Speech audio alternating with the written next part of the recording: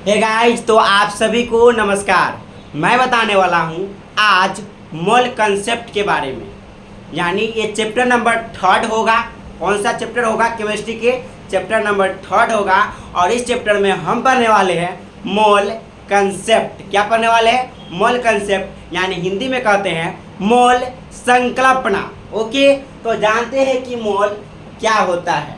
Okay भाई, तो आप समझे, मोल को जानने से पहले बेसिक सा कंसेप्ट क्या है। कंसेप्ट तो कंसेप्ट यह है कि आप जानते हुइएगा मेरे भाई कि एक दर्जन केले कितने, एक दर्जन केले, एक दर्जन केले कितने केले के बराबर होते हैं? तो 12 केले के बराबर होते हैं। एक दर्जन केले कितने केले के बराबर? तो एक दर्जन केले 12 केले के बराबर होते हैं। तो आप ये कह सकते हैं कि नहीं मेरे भाई कि एक दर्जन जब 12 केले के बराबर है तो दर्जन क्या है? तो दर्जन एक संख्या है, एक नंबर है। आप ये कभी नहीं ना कह सकते हैं कि एक दर्जन, कभी गलत नहीं ना बोल सकते कि एक दर्जन केले बराबर 14 केला हो जाएगा। ये तो गलत ना हो जाएगा मेरे भाई। तो आप यही ना बोलिएगा कभी भी कि एक दर्जन केले बराबर 12 केले। तो सेम उसी प्रकार से मोल भी एक नंबर है, एक संख्या है जो किसी के बराबर होता है। देखते हैं किसके बराबर होता है। ओके, तो हम जानते हैं मेरे भाई मोल। क्या जानते हैं? तो सबसे पहले हमने कहा कि मोल क्या है? तो एक नंबर है, एक संख्या है। याद रखिए, तो मोल क्या है? एक संख्या है। मोल क्या है?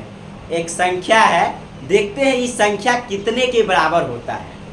तो ये भी ये क्या है? एक संख्या है, तो ये भी तक किसी के बराबर होगा। एक नंबर है, एक संख्या है, तो किसी के न किसी के तब बराबर होगा ना मेरे भाई। तो हाँ, होता है। कितने के बराबर होता है? तो 6.022 into 10 to the power 23 unit बोल सकते हैं आप, परमाणु बोल सकते हैं, अणु बोल सकते हैं, आणु बोल सकते हैं, कोई दिक्कत नहीं है। आप क्या क्या बोल सकते हैं? परमाणु या अणु, परमाणु या अणु या आयन बोल सकते हैं मेरे भाई। कोई दिक्कत नहीं होने वाली है। तो 1 मोल इक्वल टू क्या हो गया? एक नंबर है, एक संख्या है ना। तो 1 मोल बराबर क्या हो गया मेरे भाई? 6.022 इंटू 10 टू द पावर 23 परमाणु या अणु या आयन। ओके, तो अब हम जानते हैं इसके लिए कुछ कंसेप्ट होता है। इस टाइप के क्वेश्चंस को बनाने के लिए, इस टाइप पर के क्वेश्चंस को बनाने के लिए कुछ फार्मूला होता है, उसको आप लोग ध्यान में रखें। तब फार्मूला क्या है मेरे भाई? तो फार्मूला यह है कि यदि आपको मोलों की संख्या निकालना है, यानी मोल की संख्या निकालना है, तो याद रखें मोलों की संख्या बराबर फार्मूला होता है दिया गया द्रव्यमान बटा आणविक द्रव्यमान। तो आप लोग याद रखें, दिया गया द्रव्यमान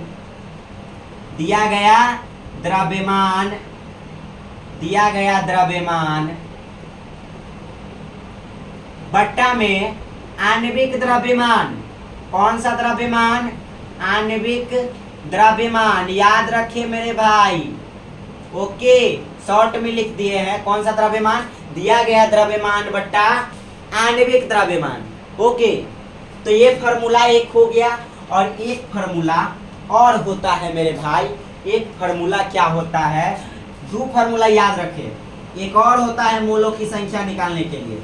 मोलों की संख्या बराबर एक और होता है फार्मूला। तो होता क्या है मेरे भाई? तो गैस का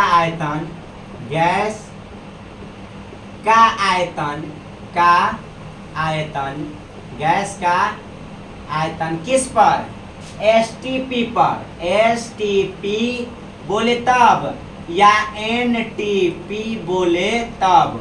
और बट्टा में क्या हो जाएगा मेरे भाई? तो बट्टा में हो जाएगा 22.4 लीटर। याद रखें, यानी मोलों की संख्या बराबर क्या हो गया फॉर्मूला, मोलों की संख्या बराबर हो गया गैस का आयतन एसटीपी या एनटीपी पर बटा में 22.4 लीटर। ओके, तो ये एसटीपी क्या है, एनटीपी क्या है, तो एसटीपी का मतलब होता है स्टैंडर्ड, एसटीपी का क्या मतलब होता है स्टैंडर्ड टेम्परेचर ऑफ प्रेशर, और एनटीपी का मतलब होता है, एनटीपी का मतलब होता है natural temperature of pressure. Okay, याद रखिए, अगर मान लीजिए मेरे भाई यहाँ पर आपको गैस का आयतन निकालना होगा, यही क्वेश्चन पूछा जा सकता है कि गैस का आयतन क्या होगा एनटीपी पर या एसटीपी पर 10 ग्राम कार्बन डाइऑक्साइड में, तो आप जानिएगा तब बना पाइएगा, नहीं तो नहीं बना पाइएगा। तो बताइए मेरे भाई कि इसी फार्मूला से ना एक फार्मूला, ये दो को फार्मूला याद रखें, दो ही फार्मूला होता है, एक मोलों की संख्या बराबर दिया गया द्रव्यमान बटा आणविक द्रव्यमान, और एक मोलों की संख्या, दूसरा फार्मूला गैस के लिए होता है, यानी मोलों की संख्या बराबर गैस का आयतन एसटीपी पर या एनटीपी पर बटा में 22.4 लीटर। तो आप यहाँ से निकाल सकते हैं, एक और फॉर्मूला निकल सकता है यहाँ से कि गैस का आयतन, गैस का आयतन, गैस का आयतन किस पर मेरे भाई, तो गैस का आयतन एनटीपी, एनटीपी अब्लिक एसटीपी पर क्या हो जाएगा, एसटीपी पर, तो गैस का आयतन एनटीपी या एसटीपी पर। तब बताइए इतना बराबर मोलों की संख्या है, तो आप लिख सकते हैं मेरे भाई मोलों की संख्या, मोलों की संख्या गुने 22.4 लीटर। कैंचिया गुना करने आता है मेरे भाई, क्रॉस मल्टीप्लाई, कितना क्रॉस मल्टीप्लाई कीजिएगा तो हो जाएगा, देखिए मोलों की संख्या गुना कीजिएगा क्रॉस मल्टीप्लाई यानी कैंचिया गुना, तो हो जाएगा 22.4 लीटर। तो यहाँ पर याद रखे 22.4 लीटर, ये फार्मूला आ गया। याद रखे इसी फार्मूला की यूज करके इस सारे क्वेश्चंस के हम बना देंगे मेरे भाई। तो ये फार्मूला ये याद रखे, दिया गया द्रव्यमान बटा आणविक द्रव्यमान। एक फार्मूला ये याद रखे, गैस का आयतन एसटीपी या एनटीपी पर बटा 22.4 लीटर, और इसी से निकल कर आया गैस का आयतन एनटीपी या एसटीपी पर मोलों की संख्या गुने 22.4 लीटर। ये भी क्या है, फार्मूला है, याद रखे। इससे सारा का सारा क्वेश्चंस बन जाएगा मेरे भाई। अब हम चलते हैं क्वेश्चंस के ऊपर। ओके, इसको हम इरेज करते हैं, चलते हैं क्वेश्चंस के ऊपर। ओके, तो देखिए मेरे भाई क्या है क्वेश्चंस। हम क्वेश्चंस नंबर 1 को बनाते हैं। क्या नंबर को बनाते हैं, तो कहा, क्या कहा, 36 ग्राम जल में, 36 ग्राम H2O में कितने मोल होंगे, कितना मोल होगा मेरे भाई। तो मोल कितना हो जाएगा बताइए। तो मोल की संख्या, ये फार्मूला होता है नंबर 1, फार्मूला भी बैठ गया अपने जगह पर। तो बताइए मोलों की संख्या निकालना है हमको। तो मोल की संख्या बराबर दिया गया द्रव्यमान कितना है, 36 ग्राम। तो आप लिखिएगा मेरे भाई 36 ग्राम। ओके, और बटा में क्या लिखिएगा मेरे भाई, तो बटा में लिखिएगा आणविक द्रव्यमान। आणविक मतलब अणु क्या है, जल है। तो बताइए मेरे भाई कि जल का द्रव्यमान कितना हो जाएगा। आपको पता होना चाहिए कि हाइड्रोजन का द्रव्यमान 1 होता है और लगा हुआ है 2, तो गुना कर लीजिए 2 से, और प्लस में ऑक्सीजन का द्रव्यमान 16 होता है, परमाणु संख्या 8, तो गुना कीजिए 16, तो यानी कितना हो जाएगा मेरे भाई 16। तो हो जाएगा 16 2 18, तो कितना हो जाएगा, तो जल का जो द्रव्यमान है कितना आ गया मेरे भाई 18। तो आप यहाँ पर 18 ग्राम लिख सकते हैं, डजंट मैटर, कोई दिक्कत नहीं होगा। तो आप जी से जी काट दीजिए तो आप कट सकते हैं मेरे भाई। 18 दूना 36, कितना मोल आ गया मेरे भाई, तो 2 मोल आ गया। ओके, यानी आप समझ सकते हैं कि 36 ग्राम जल में कितना मोल होगा, तो 2 मोल होगा। ओके, अब चलते हैं क्वेश्चन नंबर 2 पर। इसको हम इरेज करते हैं और क्वेश्चन नंबर 2 को सॉल्व करते हैं। ओके, तो फार्मूला तो वही रहने वाला। अब क्वेश्चन नंबर 2, फार्मूला सेम रहेगा मोलों की संख्या निकालने के लिए। और क्वेश्चन नंबर 2 क्या है मेरे भाई, 88 ग्राम कार्बन डाइऑक्साइड में कितने मोल होंगे। आप बताइए मेरे भाई, दिया गया द्रव्यमान कितना है, कहिएगा 88 ग्राम। तो आप लिखिए दिया गया द्रव्यमान है 88 ग्राम, और बटा में क्या कीजिएगा मेरे भाई, तो बटा में कीजिएगा किसका, तो CO2 का, द्रव्यमान। अब बताइए आणविक द्रव्यमान है ना बटा में फॉर्मूला में, तो आणविक द्रव्यमान कैसे निकलेगा, तो बताइए CO2 है, तो कार्बन का द्रव्यमान कितना होता है, तो कहिएगा 12। कितना होता है, कार्बन का द्रव्यमान 12 और प्लस में ऑक्सीजन का द्रव्यमान 16, तो 16 आई इंटू में क्या हो जाएगा 2, लगा हुआ है साथ में 2, तो आप लिखिए 2, तो 16 दूना 32 और 12 कितना हो जाएगा 44। यानी आप कितना समझ सकते हैं, यानी कार्बन डाइऑक्साइड का जो द्रव्यमान आया, वजन आया, कितना आया, तो आया 44 ग्राम। कितना आ गया 44 ग्राम। तो इससे इसको काट दीजिए, कितना मरतबे कट जाएगा 2 मरतबे, तो आंसर कितना आ गया 2 मोल। यानी आप कह सकते हैं कि 88 ग्राम कार्बन डाइऑक्साइड में कितना मोल होगा, तो 2 मोल होगा। याद रखें और बनाने का तरीका जरूर सीख ले, क्योंकि आप किसी भी एग्जाम में बैठे तो ऐसा क्वेश्चन आए तो आप लोग फाड़ के आए। ओके मेरे भाई, तो हम चलते हैं फिर आगे क्वेश्चन नंबर 4 पर। इसको हम, ये क्वेश्चन नंबर 2 था, अब चलेंगे 3 पर। ओके, तो क्वेश्चन नंबर 3 क्या कहा मेरे भाई, तो 3 भी वैसा ही बनने वाला है, डजंट मैटर। तो 3 कैसे बनेगा, कह रहा है 0.1 ग्राम जल में कितने मोल होगा, तो 0.1 ग्राम जल में कितने मोल होगा।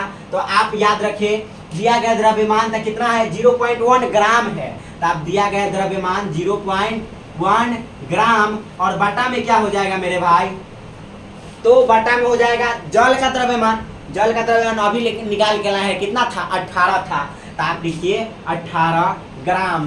तो आप बताइए मेरे भाई ग्राम से ग्राम कैंसिल आउट, जब ग्राम से ग्राम कैंसिल आउट हो जाएगा तो आपकी किसी बात मैथ तो जानते हैं ना मेरे भाई थोड़ा मोड़ा, तो इस दशमलव को उड़ाइएगा तो क्या यहाँ पर बैठेगा 0, तो आप कह सकते हैं 1/180, 1/180। ये क्या आ गया, तो मोलों की संख्या आ गया किस में, तो 0.1 ग्राम जल में मोल की संख्या कितना आया 1/180। ध्यान रखें मेरे भाई। अब फिर चलते हैं क्वेश्चन नंबर 4 के ऊपर। ये थोड़ा सा मस्ती टाइप का क्वेश्चन है, बस बनेगा ऐसे ही।